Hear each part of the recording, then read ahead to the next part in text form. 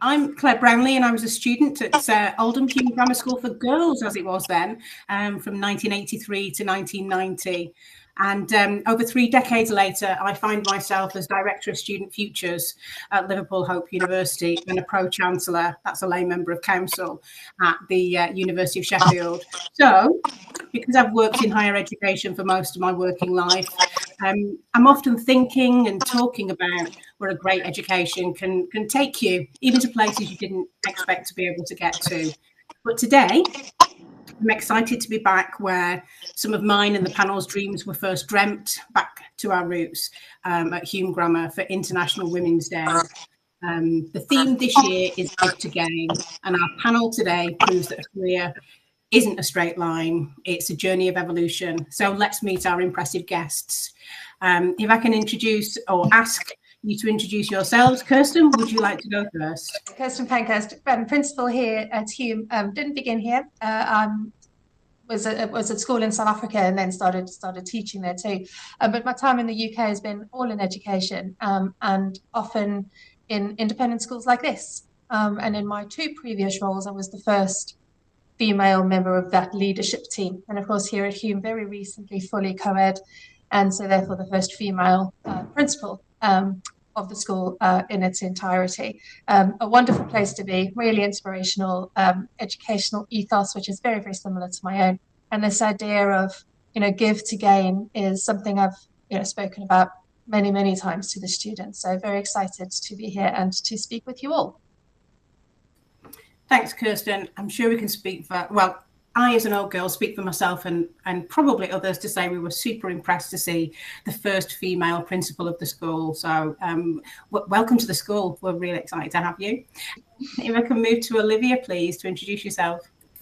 Hi, yeah, I'm Olivia Scanlon, and I left Hume in 1995, having attended Hume when it was all-girls school. I've had a sort of circuitous route through my career. I started off as a lawyer, corporate finance in London, moved on to banking, working at Deutsche Bank for many years in their sales and trading division, and then subsequently became a chief operating officer for 2 separate alternative asset managers, one based in London, one based in New York. Until finally then I took a little break in my career to be a parent, and I then moved to consultancy. So now I consult for alternative asset managers, and I'm currently working in a chief operating officer role for Santander Alternative Investments. But in my spare time, I also, in the meantime, purchased a retreat center in the Berkshire Mountains of Massachusetts. So I'm currently also operating the retreat space with the goal of really just promoting human connection and human growth. So that keeps me busy in my spare time. Olivia, I don't for 1 minute think you have any spare time whatsoever. And just for the record, go and check out Olivia's retreat on Instagram. It is quite gorgeous. I'm booking my flights tonight as we speak. I hope there's room for me when I get there. Vanessa, can you introduce yourself? I can, thanks, Claire. I'm Vanessa Thomson. I left Hume a year before Olivia from memory. So I left in 1994. My career path has been, I suppose, fairly what you'd expect if you leave school, go to university, do a law degree. I went to Liverpool University. I then went to bar school, and from there I did a pupillage. And I was called to the bar in 1998. And since then I've been in practice pretty much exclusively in crime since about the year 2000. And then at my chambers, where I've now been for about 15 years, I became, first of all, deputy head of crime about 5 years ago. And then about 3 years ago, became head of crime. So the first female barrister member to head up that team. And I think actually across Manchester, there are not many female team leaders. And then during the course of this last 12 months, I applied to be King's Counsel. I was successful in that competition in January, and I am due to be appointed King's Counsel on the 23rd of March of this year. So that's my journey so far, and that's where I am now, which is the start of something entirely new and something entirely challenging. So still progressing even all those years on. Congratulations on your status as a new KC. We're excited to see that happen a little bit later in March. Thank Brilliant. you. Let's start with a question. So a very strong one to start off with, the power of the pivot. And this one's for you, Olivia, if you don't mind. You're kicking us off. So you're not only currently a coup for a global bank, you've also built a beautiful retreat at the time. How did your Hume education give you the confidence to be a polymath and run two very different worlds? So I think, starting with my education at Hume, I think there was always a very strong foundation there in terms of supporting women to be able to go out into the world and to be able to really achieve anything they wanted to achieve. So I never felt kind of constrained by any particular sense of, not being able to go into a world of, for instance, finance, which, is and was, very male dominated.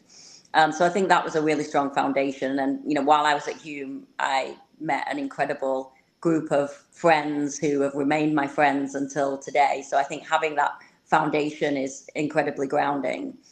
But I think what's really important as you go through your career and you build your expertise is just to really never be fazed by taking risks. And I think it's a really powerful thing to, walk into a new opportunity, not necessarily having all of the skills, but knowing that, your particular skills and your sort of superpowers will enable you to grow in that role. And not being afraid that you don't have all the answers and that, that you may sometimes feel that you're out of your depth. But, that is the whole point of career progression, that, you don't always feel like you're completely sort of in control of, all of the elements, and you don't necessarily feel like you really are the person with all the answers. But just knowing that the route to kind of progression is really all about that, just development and growth and learning. So for me, I spent many years as a lawyer, a corporate finance lawyer in London, before I made a move to banking. And at the time, that was daunting because, I didn't really have a finance background as such, although I had worked in corporate finance. It was on the legal side. But, I had a skill set. I knew, how to kind of structure financing transactions from a legal perspective. So the other skills were something to be learned. And, similarly, as I got through that period of my career where, I spent many years in finance in different roles, I felt that I developed a lot of skills in terms of running businesses or, reading a P&L. And so, it's just a constant learning curve. And so when I came to opening the retreat, that was an entirely different road for me. I had no background in wellness. I had no background in hospitality. But by that point, I kind of recognized that I had a superpower, so to speak, in terms of running businesses, and knowing how to kind of professionalize a business and knowing how to operationalize a business. So albeit that it was a true leap of faith into an entirely different industry and an entirely different space, I took with me those skills. And, I was happy to take the risk, because I think ultimately, if you believe that you have these skills that are transferable into many different worlds, you can learn the rest. Absolutely. I love that phrase you used. Other skills were something to be learnt. So this kind of lack of barrier, it's just something new that we've got to learn before we can move on to the next thing. And this idea that the glass ceiling and walls don't exist for a Hume girl, essentially. I think that it's almost built into the corridors of the place, this idea that why would a door be closed to you because you're female? I think that gets instilled quite early on, doesn't it, at Hume, and still does today.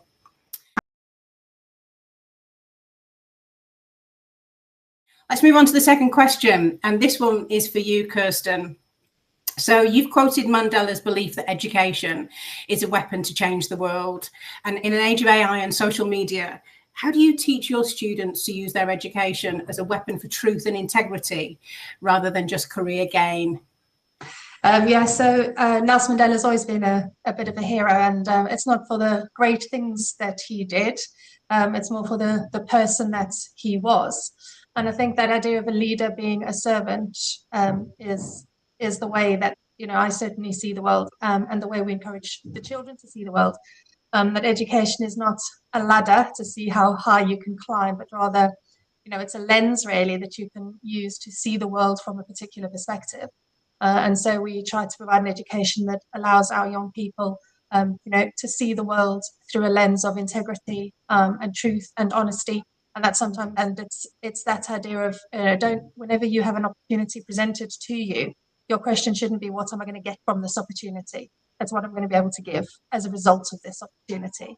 And we try and do that throughout, but it's a key question in my prefect interviews. If someone's applying to be a prefect, you very often see it so that I can look good on my UCAS reference. It's you know, so that I can tell the year sevens what to do.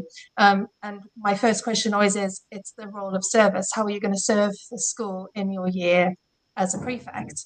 And then similarly, as they leave, I think what we'd really hope to instill in all of our young people is not how much am I going to accumulate through this career journey that's of course going to be really successful, but how am I going to use this career journey to leave my portion of the world a better place than it currently is.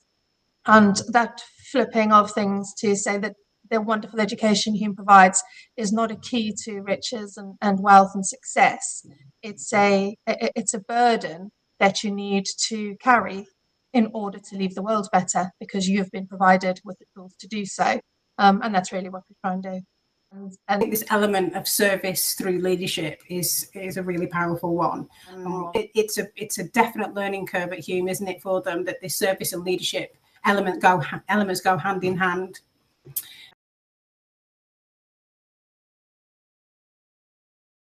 And this one's on authority, and I can't really think of that many professions more, you know, that command authority more than maybe being King's Counsel and taking up silk. So you've reached the rank of KC, a pinnacle of authority. And as a woman in that position, do you feel a responsibility to change the culture of the legal system, maybe to make it more empathetic? Or is the focus for you purely on the mastery of the law? I think when I left Hume, which now feels like, well, I was going to say decades ago, it was decades ago. But I left Hume feeling that I had the opportunities that men have. And even that was 30 years ago. And that was instilled into me at Hume, that, you know, you can do what you want. You can do what you want to do. You can be what you want to be. And I could, because I did my degree.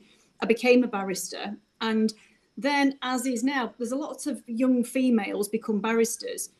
The difficulty is it's retention within the job. So you'll have a lot of women will become barristers. And as time progresses, for whatever reason, you don't see women at my age now. There are not many of us around, which is really quite disheartening to think that women don't feel like there is something for them at the end of this career. I mean, people have worked really hard to get where they are. They put their heart and souls into their job. And there is so little to look towards in terms of people, women, who are at the higher end of the career ladder when it comes to certainly criminal law. We have many very, very able and formidable female judges, and that's increasing.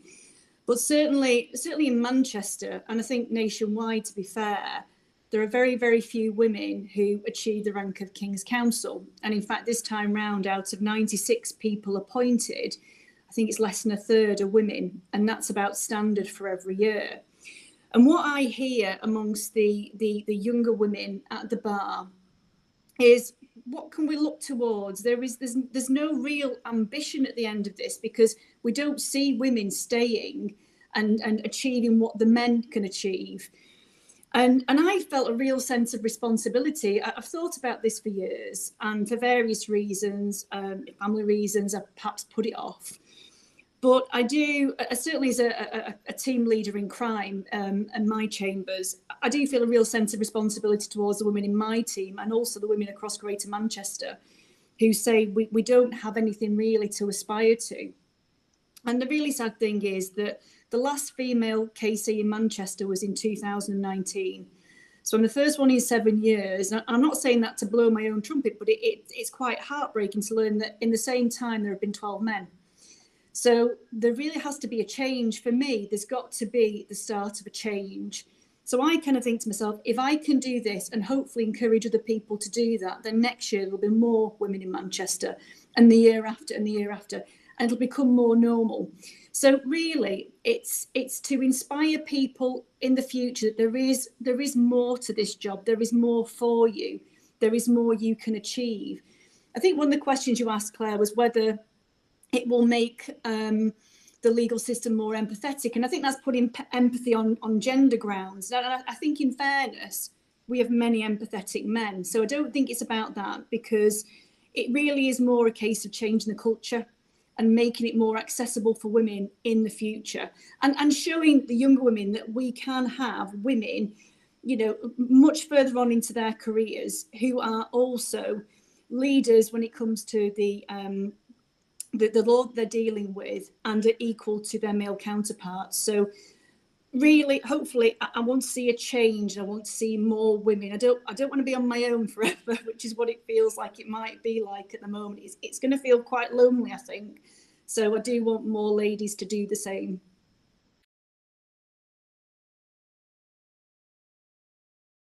Olivia, Kirsten, if I can bring you two in on this as well, that Vanessa touched on this interesting thing around feeling a responsibility to represent other women and to encourage other women to enter and stay within your area of profession. And then that leads on to the second bit, really, around retention. Do you see similar problems, particularly you, Olivia, in finance? Olivia, with these kind of careers where they are all very sort of all-consuming in many ways, it is a very typical problem for women. Once they want to start a family or have more flexibility, these careers can be a little less forgiving than some others. So certainly for me, it was something that I always championed. How do we retain women, when people have invested so much in their careers and they've spent so much time? It's such a shame to get to, the end of a 10-year period, 15-year period, and then they just, fall away. But I think, flexibility, I think, is a really key point. I mean, certainly for me, one of the reasons that, I ended up stepping away from my finance career in the sort of the formal way that it had been, where I was, fully employed as a chief operating officer. I needed more flexibility in my life. And I think having those firms and institutions that will recognize that, you can still be a very dedicated leader and you can still be entirely professional and successful, but having some flexibility in your life, whether that's, working one day from home or, taking sort of periods of time off and then coming back later, sort of extended periods of time. I think that's a really important thing to promote. And one thing that I always found incredibly sad was that, people felt that once they took time out of their career to, have children, that they couldn't return at the same level. And I think, there is a sense that, that if you do that, that you're going to lose out and that you're going to become irrelevant. And, I felt that myself in many ways, but I do think that there are ways back. And so I think it's, finding what works for you, but having the confidence to know that, if you have built up these skills, if you do have all of this experience, that will never be wasted. And you can come back to the same career or a career in a different way and still be, a very valuable asset. Kirsten, you being the first female principal probably gives you some insight into this element of retention and responsibility for other women who are coming through the ranks. I know teaching is it's maybe less flexible than some other roles because you've got to be there in the classroom in front of your pupils. But how do you balance that in education? And do you feel a responsibility for younger women coming up through the ranks? Oh yeah, absolutely. I think although it's teaching, the assumption that it's therefore easier to balance family life and teaching is is simply not true. And that's so in the press at the moment that it is clearly the case. And I think what's always depressing in the field of education is the high percentage of women compared to male teachers on the ground level, and then the big opposite effect when they reach leadership, and significantly higher percentage of men travel up that ladder. And again, I use the ladder analogy. There are plenty of very good young men who progress through that ladder very, very quickly. Female teachers tend to stay in the classroom longer and have to take the career break when they have children, and therefore it is very difficult for them to return into promotion role. And because of the demands of teaching, emotional and time demands, many women feel that they have to return part-time because it's the only way that you can manage a family as a part-time return, and that really does kind of hamper your ability to progress. So I mean, we're at Hume here, we're part of HMC, which is the Headmasters Conference. It's even still got the HMC title. It is now the Headmasters and Headmistresses Conference, but it's still, everyone calls it the Headmasters Conference. There is still that idea that the leaders of these schools are going to be men, with all the flexibility that brings. There are more and more women though, and it's heartening to have these discussions. And I think you were saying, Vanessa, about the idea of empathy. I don't think women are more empathetic. I think it's showing people that there is the ability to be flexible. And I think what education is currently doing, or I certainly try and do, is put that, well, the family comes first, and whether you're a dad or a mum doesn't matter. That having these really strict hours and times does not work for family life. And so we have tried to be as flexible as we can possibly be with both working mothers and working fathers in the same, across the parity there, to make it equitable. And that sometimes means when our female teachers are saying, I need to take time because my children are ill, we say, well, what's dad doing today? Can you call him from work today because you've missed 2 days? It is possible to have those conversations, and it's helpful that I have them as a working mother. I've had 2 children. My youngest is at school still, though I understand those pressures. It's helpful to be able to have those conversations. You don't have to be the default caregiver just because you're a woman and a teacher. Where's dad here? And he might have a very important job, but it's not more important than yours. And it's being able to have those conversations that's possible as a female leader of a school. You said something then, Kirsten, which kind of rang a bell for me, the concept of working fathers and working mothers, and the prevalence of the term working mother, and how the term working father seems to be used a lot less. It just doesn't seem to be a label that attaches itself quite as often as working mother, and really working parent, isn't it? Yeah, absolutely. To the point that you'll understand, I'm sure, if you've got children as well. When you fill the forms in, you say who's primary contact and who's secondary contact, and the primary contact is the one that we will call first if the child is ill. And the number of times the dad puts himself down as the primary contact, but then when it's the realization that actually that makes you the default number at the end of the phone, they swap it around so that number one is always mum, because they're the ones who get the phone call. And it's having that conversation with parents as well, and being able to say, when we're calling and you both work, we're not going to always call mum when you need to come into school. And I think that's quite a change, and that's a culture thing that's still significant. Absolutely. And yes, I do have children. Yes, I have been in that situation, and yes, I am always the primary contact. Definitely. I mean, I think this conversation shows, whilst we've come a long way, there is still a long way to go to have absolute equality. And I look at other countries, some of the Nordic countries, for example, and it just seems that they've got so many more things right in terms of the world of work and equality, and making the balance better. Is open to everybody. Are we experiencing the death of 9 to 5? I mean, I would like to, but I doubt that that's round the corner anytime soon. And we've seen the great reevaluation. Olivia, you're blending consultancy with wellness. Vanessa and Kirsten lead high-pressure institutions. Is the traditional corporate ladder officially dead?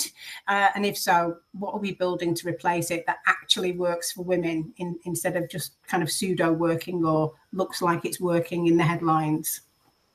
Well, I suppose I'm self-employed, so I am my own boss, although I work in a set of chambers where there's lots of self-employed people and we work together. It's almost a bit like a cooperative. So I've not been part of a situation where I'm part of a corporate body. So ultimately I'm responsible for myself. But certainly I've got to say throughout my career has never been the kind of workplace that's 9 to 5. You're in court all day, you go home at night, you work all evening. And really, families have had to get used to that. And just going back to the last comment about parents and primary caregivers and the like, I have to say, I think in our job, I do see it a lot amongst the men as well, that they will consider themselves to be primary caregivers. So I think we do have a change at the bar where there are many dads at the bar that take over that primary responsibility. And we do all, I think, rely heavily on teamwork at home to be able to make our lives work, because it's a really, really antisocial profession. People have got to get used to you working all the time, and that's what families have to get used to. But certainly at the bar, there's been a real push in recent years on well-being and trying to ensure that people are not working all day and all night. And for someone like me who's always worked that way, it is incredibly difficult to take the foot off the gas and try and look after myself. So quite frankly, I need some guidance from Olivia in the future. And I'm thinking a trip to America is the way forward. But it's really, really difficult. But I do think that those who are coming into the profession are much more alive to it and alive to their well-being needs to make sure that they are the best people they can be in their jobs. So, as I say, I can't really talk from a corporate position because I don't work in that sort of environment. But certainly working practices, I think I've got to the point where it's absolutely exhausting and everyone's at breaking point. So something does have to change. So we do have to look after ourselves more. But we've got to take responsibility for doing that ourselves. Thanks, Vanessa. And Olivia, what's your experience in that space? So I liked what Vanessa was saying about taking responsibility for ourselves, because in all honesty, I think that's really at the heart of this. I don't think the corporate ladder is dead. I think, people will continue to push through and, seek promotions and want to get to the top of their careers. And I do think, certainly from my experience in finance, people are alive to the idea that, there is burnout and that, that flexibility matters in terms of, giving people the support they need in these very demanding jobs. But I think ultimately, it's really about working out what you need from your own life and designing your life around that. And if you can gain flexibility in a corporate career, great. But if that doesn't work out, there are so many paths, and it's really about opening up, your perspective to realize that you can, formulate a life that allows you to, still be successful and do what you love, but not necessarily in the traditional way. And that's really what I did by becoming a consultant, not being required to be in an office full time. But I think ultimately, the question is, I think for anyone, what is it that kind of really moves you, and really understanding your own kind of consciousness and your own, path to joy, I suppose. Nothing is fixed. And, a career does not need to be linear. And there are many ways to kind of move through life. I kind of now refer to kind of my career as kind of the monkey bars, that, it definitely wasn't a path forward. Sometimes you take an opportunity that sort of gives you, a side move because you think that you may grow in that respect, or it gives you something else in your life, gives you more room in your life to do other things like being a parent. So I think it's really, for the individual to kind of work out really what is it that will benefit your life the most, and where do you want to kind of spend your time, and how do you want to structure your life. And that is about personal accountability and personal responsibility. And I don't think necessarily a corporate or a job will give you the answer. You know, you need to figure that out yourself.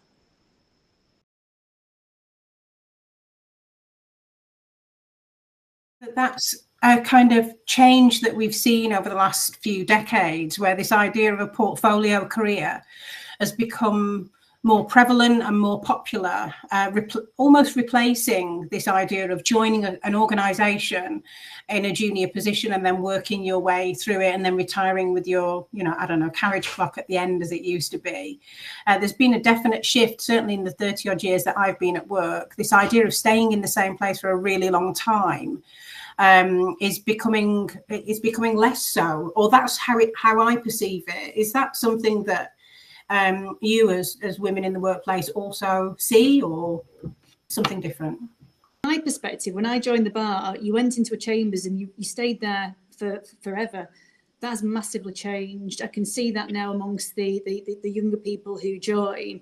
That ethos has definitely changed, and it can be, you know, you move around to whatever suits your purposes and your goals at that one time. So that's just what I've seen from my perspective. Yeah. And Olivia, and then I'm going to ask Kirsten specifically because of the young people who are in her care, for want of a better term. Yeah, I mean, it's certainly something I've seen. I think in finance, you know, I've seen people go through the sort of training and stay for a number of years, but then sort of veer off in different directions, which may not be finance, may be something completely different. And I think now there's definitely a greater fostering of this idea of being an entrepreneur, and the idea that, you know, being an entrepreneur is a valid sort of career path, and that you can really, you know, structure, as I said, your life in any way you choose. And so I meet a lot of people actually that started their lives in these very kind of steady corporate jobs, and then, you know, once they've come to a point where they feel like, you know, that's no longer serving them, move off into a totally different direction. So I think, you know, that entrepreneurial sort of spirit is something that I'm seeing increasingly. I am essentially now, you know, running my own business and an entrepreneur in the wellness space. And, you know, it's incredibly freeing. Exactly. And Kirsten, I wonder whether that's changed the way that staff at school guide and influence and provide information for particularly the young women who are coming through school in terms of what their careers might look like going forward.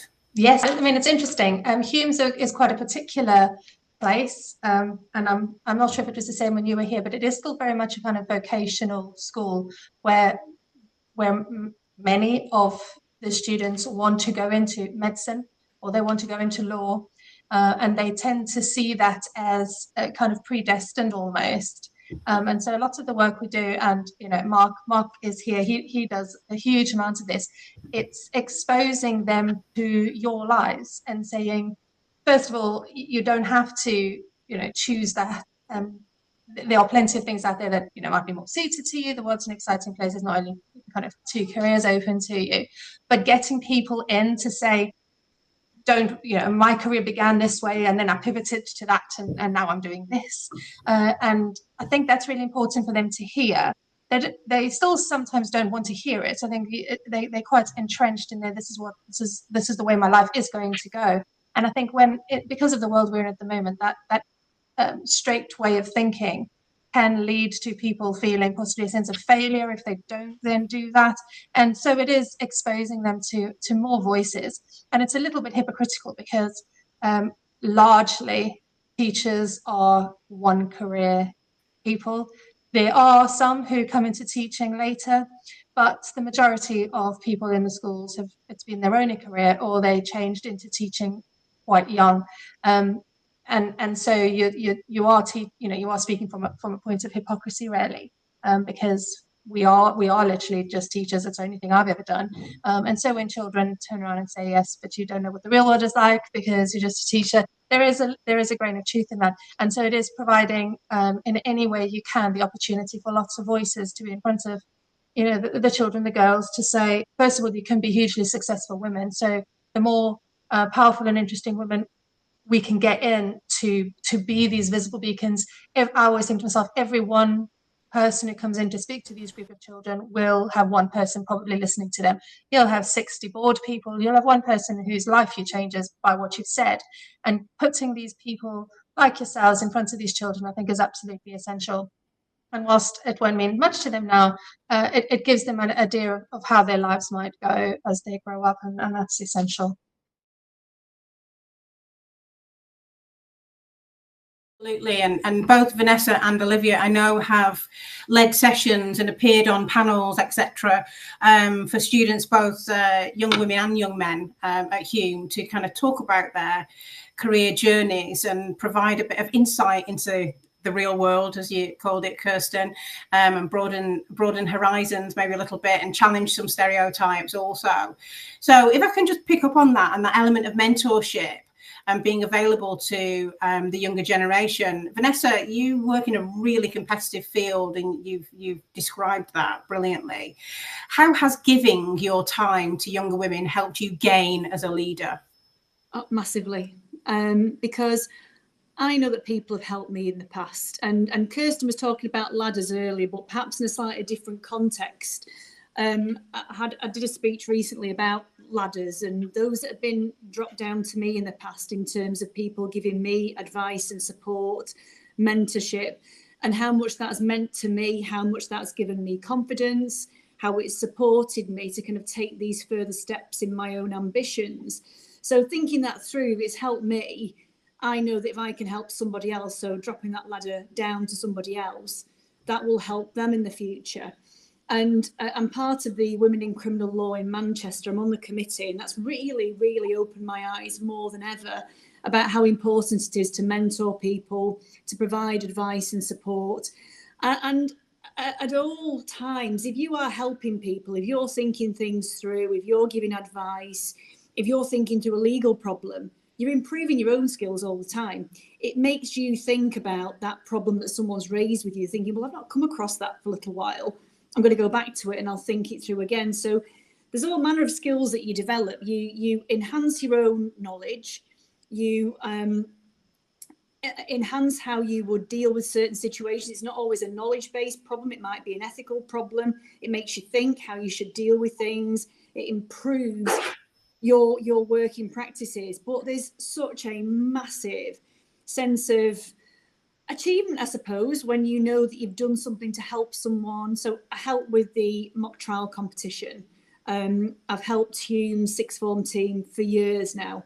I really enjoy it every year. It's such a great thing to see. You see how people begin in that process, how they progress, how they end up, and they are phenomenal by the time it comes to the mock trial. And I'm not going to take away the skills that they have, because what they achieve is all through what they've done and hard work. But if I just think I've given a little bit of advice or a little bit of guidance, and that's where they've got to, and they've got to semi-final, the final, it's a great sense of achievement from my point of view to think I've done a little bit there to help. It makes me feel like I've given something back. So I think that we always have to think about the ladders that we have in our kind of armoury, and to drop them down and to help people wherever we can, because that's how we got where we were. That's my view.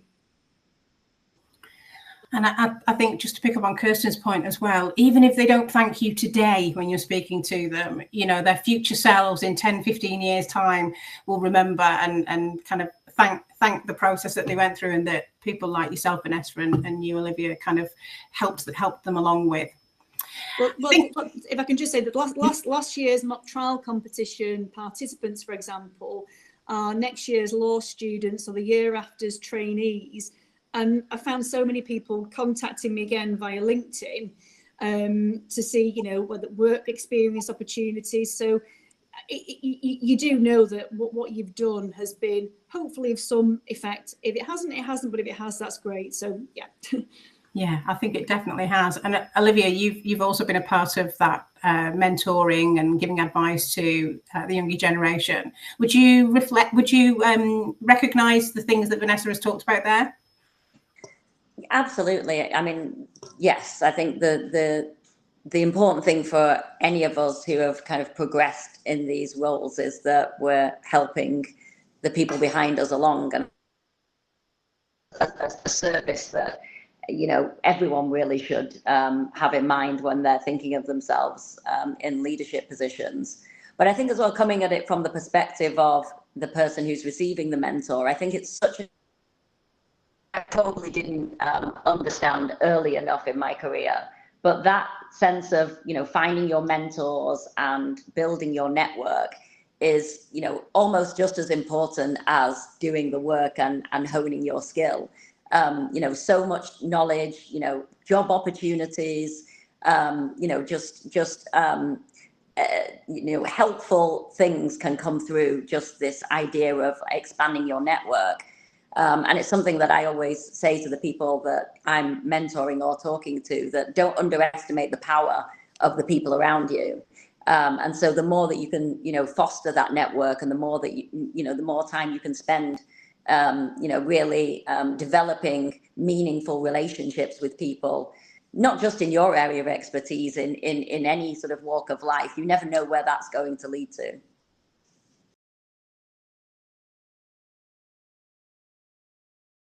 Final question for all of you, just to wrap up. If you could put one future-proof skill into the school bag of every girl at Hume today, what would it be? And I'll start with Kirsten, please. It was an interesting question, because of course that's what we do every day.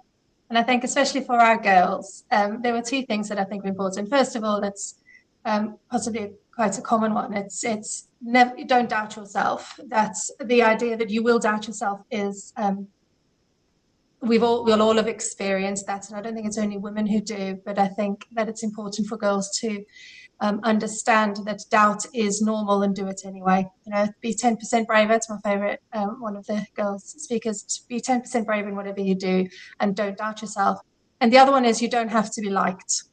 And I think that one really is very difficult for girls. I find in schools, and it especially comes to the fore when you're selecting positions of responsibility, you will still find that boys are elected on their leadership abilities and girls are elected on their popularity. And they will say, why should you be head girl? Because people feel they can approach me, and people feel that I'm easy to speak to. And I think something I would like to give to girls is, be who you are. You don't have to be a kind and endlessly empathetic, sensitive soul in order to make your way as a woman. You can be that, but equally being you, if that's slightly standoffish, slightly brash, or, and again, the adjectives that are often used to describe women as snobby and, you know, boys as aloof, the adjectives are very, very different. And I think we've still got a lot of journeys to travel in that direction. You don't have to be liked to be successful. You don't have to be the nice girl. Be you. Absolutely. And some of that is in the language, as you say, you know, this idea that girls are bossy and aggressive rather than assertive. It's so important to have those kind of conversations with young women to own their own personalities, essentially. Olivia, what's the one future-proof skill you'd pop in the bags of a Hume girl, if you could? I would probably say a job doesn't define you. So, you know, I think focus on understand, you know, yourself, what it is that gives you joy, you know, what are your strengths, you know, what are your patterns, what are the limiting thoughts that cross through, you know, your mind, and really focusing on, you know, what's within, you know, what it is, what is your passion, what is your superpower, and how do you want to share that with the world. I think it's really important to always remember that, you know, your career is, you know, what you're presenting externally, but it's not necessarily what's happening internally.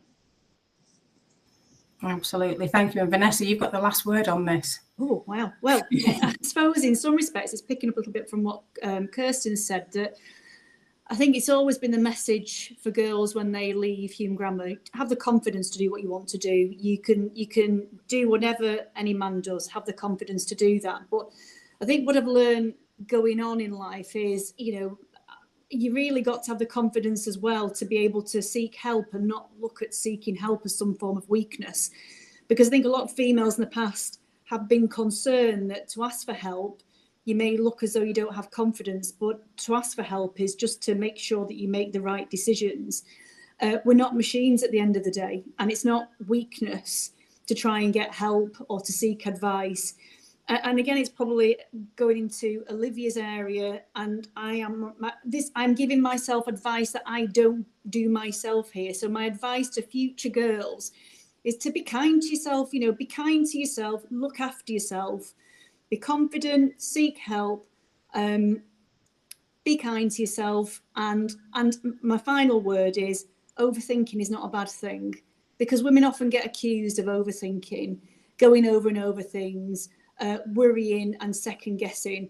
But in terms of superpowers that we were talking about earlier, overthinking is a superpower, because what it means is you are checking and cross-checking, and you're wanting to make sure that you come to the right judgment at the end of all this. So there's probably about 4 merged tips in one there. But yeah, have the confidence, but being a bit vulnerable and seeking help is not a weakness.